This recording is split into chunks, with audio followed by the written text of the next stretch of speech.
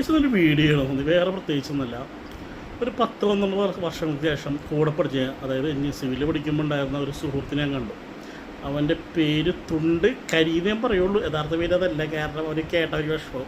അപ്പോൾ തുണ്ടെന്ന് വെച്ച് കഴിഞ്ഞാൽ തുണ്ട് പല പേര് തുണ്ടുണ്ട്. ഇപ്പോൾ 90 കാലഘട്ടത്തിൽ അല്ലെങ്കിൽ അന്നത്തെ പിള്ളേർക്ക് തുണ്ടെന്ന് വെച്ച് കഴിഞ്ഞാൽ മൊബൈലിൽ കാണുന്ന ബിറ്റ് ബീസ് പടത്തിൻ്റെ ഇതാണ് തുണ്ടെന്ന് പറഞ്ഞത്. അടുത്ത തുണ്ടെന്ന് പറഞ്ഞത് എക്സാമിന് വെക്കുന്ന ബിറ്റ്.